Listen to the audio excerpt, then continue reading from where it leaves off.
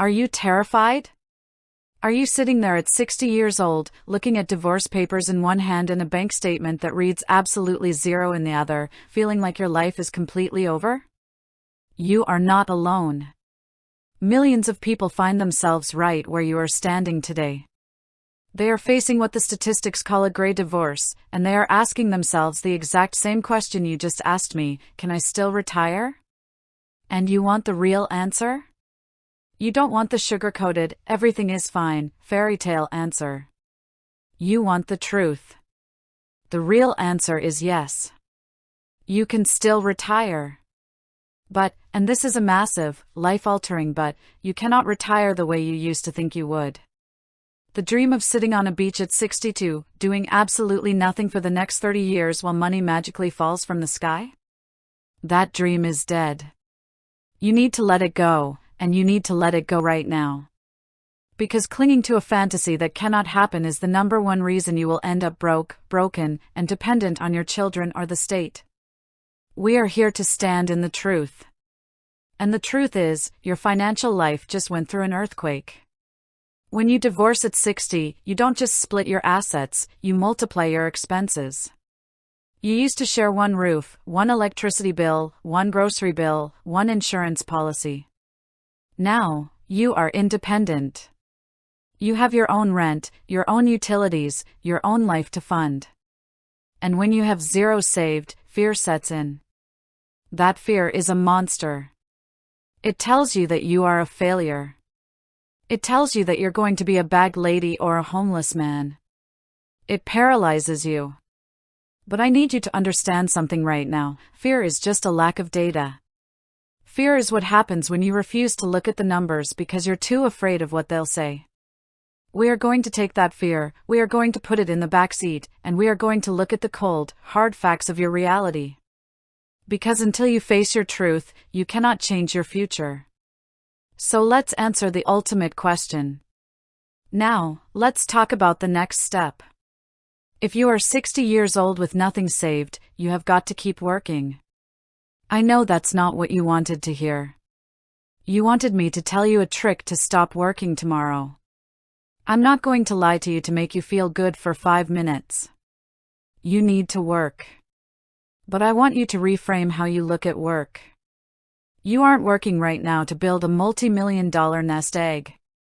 It's too late for that, and that's okay.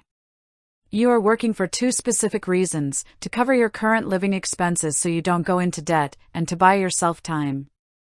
Time to let your Social Security grow. Time to get to Medicare age at 65 so you aren't wiped out by health insurance premiums. Every single year you stay in the workforce between age 60 and 67 is a year you are winning the game. If you are still working, you need to look at your income and you need to slash your lifestyle to the absolute bone. The days of trying to keep up appearances are over. You do not care what the neighbors think. You do not care what your ex-spouse is doing.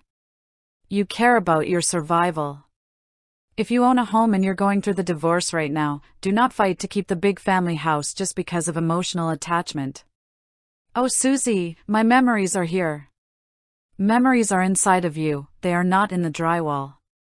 A big house comes with a big mortgage, property taxes, insurance, and maintenance. If you keep a house you cannot afford on one income, that house will eat you alive. Sell it. Split the equity.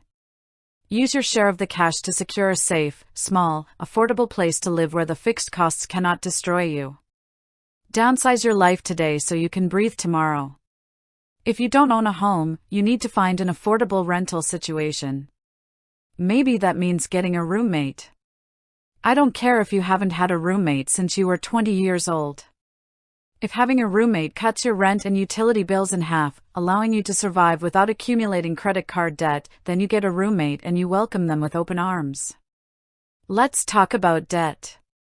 Credit card debt is a disease. If you are using credit cards right now to maintain a lifestyle you can no longer afford because you're divorced, you are digging your own financial grave.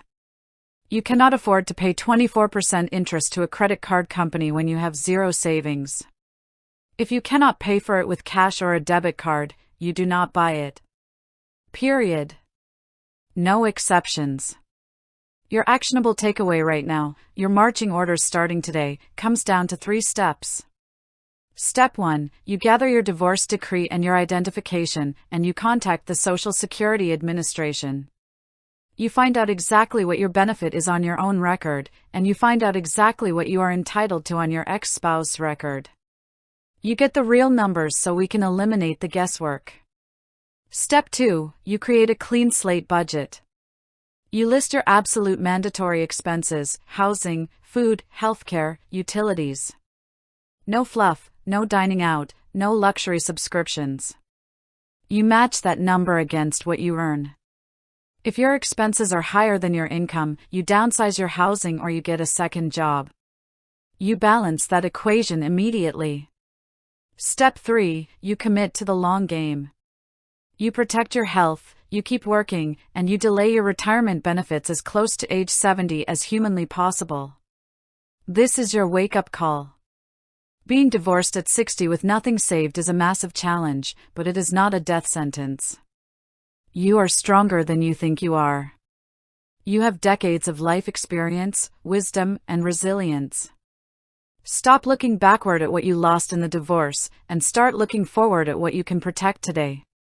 Stand in your truth, control your spending, maximize your benefits, and you will secure your future. You can do this.